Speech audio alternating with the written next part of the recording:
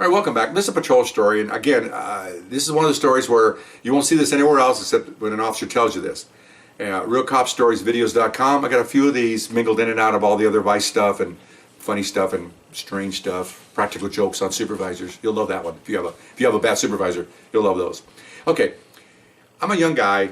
I'm just off probation, and I get assigned different areas to work, and the supervisors assign me. You work by yourself, day shift, but they want to make sure you go areas that are safe, because in those days you could work by yourself. Nowadays, I don't think officers should work alone, especially with the things that are going on against police officers. But so I work the day shift. So he says, okay, he gives me a couple of places. This stop sign, people are blowing the stop sign. Somebody hit last week, and this restaurant. There was a restaurant in a housing area. This is before, again, one of the other stories. This is before they had zoning laws, and people would just they'd have a house, and they build a side thing like a double 3 garage, and they make a restaurant out of it. You didn't need any permission, and it gets grandfathered in over the years. And I'm sure if the house was, or this business ever closed, they'd make sure it was a house, because this is a housing area.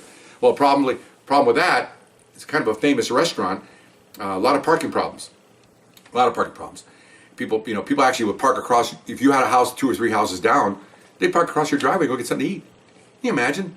So they call us, and they should. I mean, come on, you can't park in somebody's driveway. So he said, I want you to go around, just drive around that thing for 20 minutes, just write as many tickets as you can. Across driveways, we had fire hydrant problems, excuse me, people double parking, sitting there dropping their friend off, sitting there for 5 minutes while they go get a takeout order. No, cars are going around, and you can't do that. And usually what happens, the car goes around, and they hit a pedestrian. You can't be doing that sort of thing. Okay, so I'm driving around, I wrote one double parker, and then I drive around, I come back, oh, there's a fire hydrant, another fire hydrant, another one, oh, great, So an hour goes by, and I go to my next one. Well, sure enough, supervisor comes up, pulls in behind me, gets out. Oh, what happened over there at the restaurant? Oh, I got 8. Oh, that's great. Good job. Okay, see you later. Off he goes. He's making sure. He's my boss. I'm a young kid. Make sure I'm doing my job. Okay. So,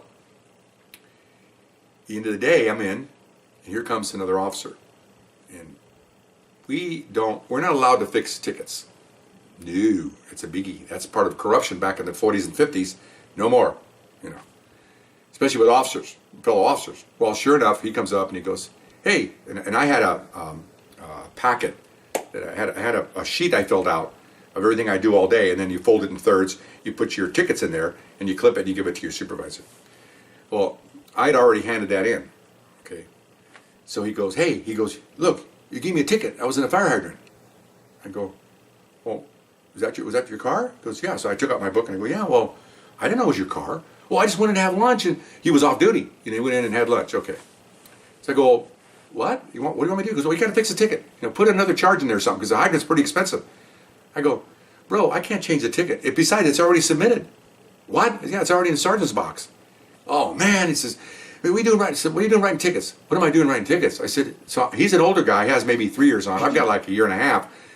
But I still know something's wrong here. I go, look, man. I said, I'm just told to write tickets. I said, you should be parking in the red zone anyway. F you. And he walks away. F me? Okay, fine. So I just, you know what? Okay, fine. So I know where both of us stand. Okay? I'm not that I'm a company man, but I'm doing my job, and don't try to make me fix these tickets. Fixing a ticket is a big no-no. Oh, man, big. Okay? Can't do that. So, a week goes by. I forgot about it. I'm doing something else. So I'm in the field. Supervisor calls me in. He shows up. Hey, come here. Well, okay. What did I do wrong already? He goes, asked me what I did today, and I go, fine. He goes, and he opens up his little ticket. He has a ticket book. Opens it up, and I see a ticket in there with my handwriting on it. I knew what it was. As soon as I saw that, I go, uh-oh. He goes, did you write this ticket? I said, and now I thought, okay, day of reckoning. You have to, one of these days, you have to suck in your gut. This is the time to do it. I said, yeah, up until that part right there. He goes, what part right there? Where it's lined out and different charge put in there. I didn't do that. He goes, I didn't think you did. I said, and I go, yeah, because whenever you make a mistake on a ticket, there's always an alternative. Whenever you write a ticket, mobile ticket for somebody blowing a red light, or a parking ticket, and you get back and you realize there's a mistake. I wrote the wrong section. It happens. Or the sign. Oh my gosh, Well, there's a form you fill out, and you put in there corrected form. You put Y, and you sign it, and you put it with the ticket, and the supervisor sees it. Oh, okay, I can see you made it, and he'll say, well, be careful, you don't do it next time, but everything's official. You made a righteous mistake. Okay, this is not a righteous mistake. The section he put down was not even anywhere near this area. He just put it down there because it's just a parking ticket. It'll go someplace and he can get less fine. what? Okay. He goes, who do you think did this? And he goes, and he tells me, I think I know who did it. And I go, oh, this is one of those moments, man. I said, well, I had a moment like that when I had a partner drinking on duty. Look that one up, okay? I go, well, I think I know who did it. It was so-and-so. He goes, and why do you think he did it? Because he asked me to fix it in the locker room. He just goes, son of a, I go, sorry to hate to dime him up, but you can't be doing that. He goes, no, absolutely not. You can't do that. He says, and you can't lie either. I said, no. He goes, I appreciate you not lying. I said, hey, Sarge, I got a full career ahead of me here. I got a young bride. I said, I'm not going to jeopardize it for somebody's ticket. He's at fault anyway. He goes, appreciate that. And off he went. Okay. Week or two go by.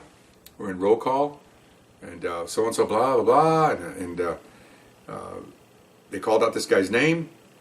He wasn't there. Weird. And then there's the sergeant lean over and they whisper.